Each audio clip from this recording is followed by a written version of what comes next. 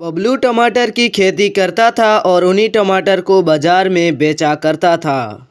टमाटर ले लो, ताजे ताजे टमाटर ले लो, अरे भाई लाल लाल टमाटर ले लो। बबलू टमाटर बेचकर अच्छी बिक्री होती है और उसी से ही अपना घर चलाया करता था। ऐसे ही एक सुबह बबलू की पत्नी अर्चना बबलू से कहती है, अजी सुनते हो, मुझे कुछ पैसे दे दो। दरअसल मुझे अपने लिए सोने का हार लेना है क्योंकि मेरी बहन की शादी है और मैं चाहती हूँ कि मैं अपनी बहन की शादी में सोने का हार पहनूं। अच्छा ठीक है भाग्यवान, मेरे बटुए में मेरा एटीएम कार्ड होगा, तुम्हें जितने पैसे चाहिए होंगे तुम उतने पैसे ले लेना। और हाँ, अच्छे से तैयार होकर जाना अपनी बहन की शादी में। मैं चाहता हूँ कि तुम्हारी बहन की शादी में लोग तुम्हें देखते ही रह जाए। और क्या, मैं तो चाहती हूँ कि हर औरत की किस्मत मेरी तरह हो, क्योंकि आदमी की कंजूसी औरत को भिखारी बना देती है और औरत की कंजूसी आदमी को सेट बना देती है। हाँ अर्चना, तुम क्या कहना चाहती हो मैं समझ रहा हूँ। ऐसा वक्त था जब तूने मुझे बुरे वक्त में बहुत सपोर्ट किया। आज तुम्हारी वजह से ही मैं ये सब कर पा रहा हूँ, इसीलिए मैं दिल खोलकर तुम्हारे ऊपर खर्च करना चाहता हूँ। तुम्हें जो चाहिए तुम ले लेना। अर्चना अपने पति से पैसे लेकर सुनार की दुकान चली जाती है। वहां पर अपने लिए सोने का हार खरीदती है और रास्ते में वापस आते वक्त उसे अपनी पड़ोसन रीना दिखाई देती है। तभी रीना कहती है, अरे अर्चना बहन, तुम सोमनाथ की दुकान पर गई थी, क्या लेकर आई, जरा मुझे भी दिखाओ। अरे वह दरअसल मेरी बहन की शादी है, इसलिए मैंने अपने लिए सोने का हार लिया है। अगर तुम्हें हार देखना है तो मेरे साथ मेरे घर चलो, क्योंकि रास्ते में तो मैं तुम्हें सोने का हार नहीं दिखा सकती। हाँ, ये बात तो तुमने बिल्कुल सही कही, क्योंकि चोरों का कोई भरोसा नहीं है, कब कहाँ से आकर चोरी कर ले कुछ पता नहीं चलता। हाँ, तो तभी तो मैं कह रही हूँ कि तुम मेरे साथ घर चलो। अर्चना स्वभाव से बहुत भोली थी। अर्चना रीना को अपने घर ले जाती है और सोने का हार उसे दिखाती है। सोने का हार देखने के बाद रीना को मन ही मन अर्चना से जलन होने लगती है। वैसे अर्चना, ये हार काफी महंगा होगा, क्योंकि इस हार में वजन भी अच्छा है। लगता है कि अब तुम्हारा पति अच्छा कमाने लगा है, इसलिए तो वह तुम्हारी हर इच्छा को पूरी कर रहा है। वैसे रीना, सच बताओ तो मेरे पति ने शुरू से लेकर अब तक यही चाहा है कि वह मेरी हर इच्छा को पूरा कर पाए। लेकिन एक वक्त ऐसा था जब मैं एक एक रुपए जोड़ जोड़ कर अपने पति के सहयोग किया करती थी, लेकिन आज समय का पहिया एकदम से बदल चुका है। आज मेरे पति बहुत अच्छी तरक्की कर रहे हैं, इसलिए वह मुझे किसी भी चीज के लिए मना नहीं करते। तुम्हारा सही है अर्चना, एक हम है जो अभी तक गरीबी में ही जी रहे हैं। अरे मेरी किस्मत में कहाँ लिखा है सोने का हार, मैं तो नकली हार पहन लूँ वही बहुत है। अरे रीना, तुम ऐसा क्यों बोल रही हो? क्या पता आगे आने वाला समय तुम्हारे लिए अच्छा हो।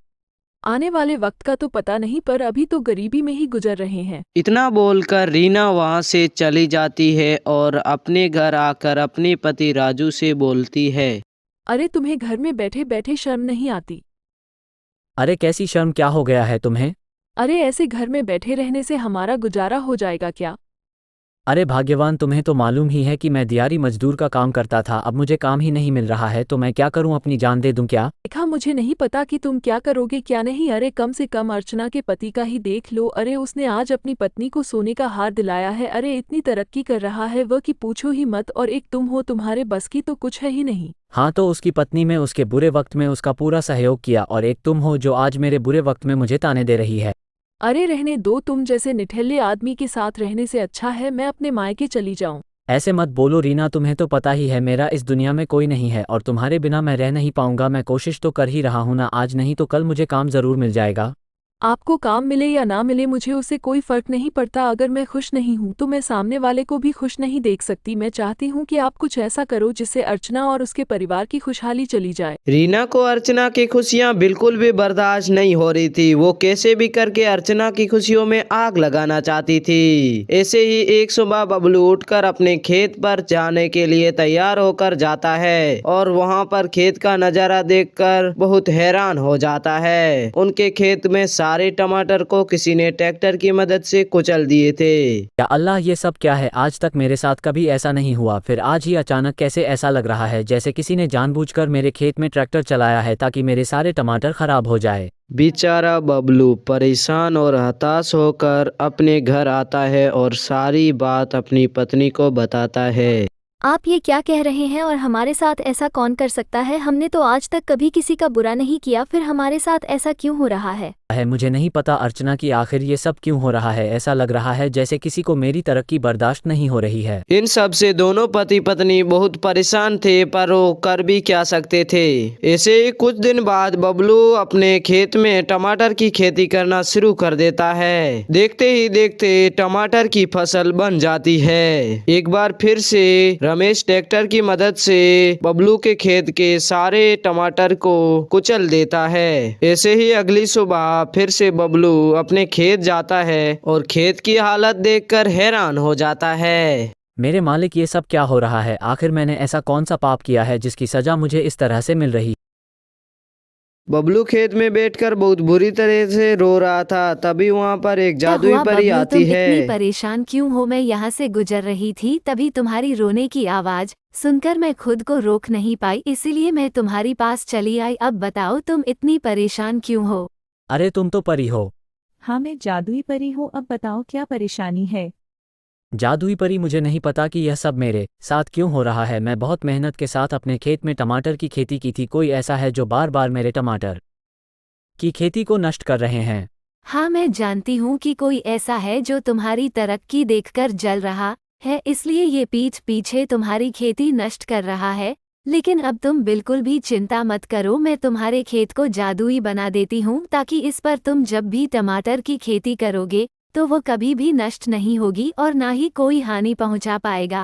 परी, सच में ऐसा हो सकता है क्या? मैं तो आज तक कभी किसी के साथ गलत नहीं किया, लेकिन फिर भी ना जाने ऐसा कौन है जो मेरी खुशियों से जल रहा है।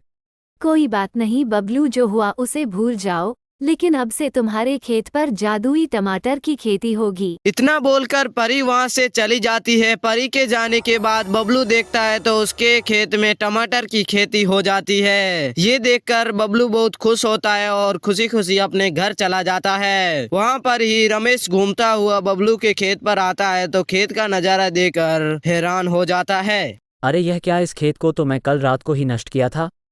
बबलू भागता हुआ अपने घर जाता है और सारी बात अपनी पत्नी को बताता है। पूरा विश्वास है कि तुमने बबलू की खेत को ही नष्ट किया था, कहीं नींद में तुमने कहीं और ही तीर चला दिया हो। अरे मैं तुम्हें इतना बेवकूफ़ नजर आता हूँ क्या? एक काम करते हैं, आज रात हम दोनों फिर से बबलू के खेत में जाएंगे और इस बार बबलू के खेत को इस तरह से बर्बाद करूंगा मैं जिसे बबलू जिंदगी में कभी नहीं भूल पाएगा। ठीक है, मुझे भी अपने साथ लेकर चलना, क्योंकि मुझे तुम्हारे ऊपर बिल्कुल भी भरोसा नहीं है। क्या पता तुमने ठीक से कम नहीं किया हो। अगर ऐसा ही काम करोगे तो हमारे दुश्मन कभी भी टूट नहीं पाएंगे।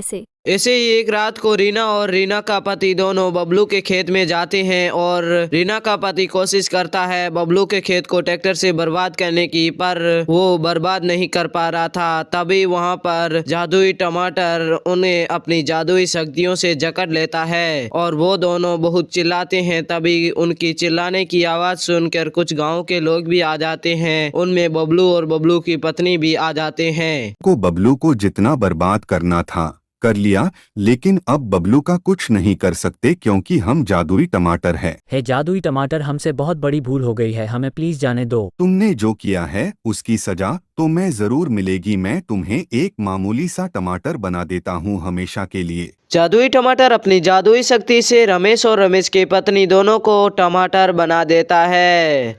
इस वीडियो से गांव वालों को ये सीख मिलती है कि बुरे काम का बुरा नतीजा होता है।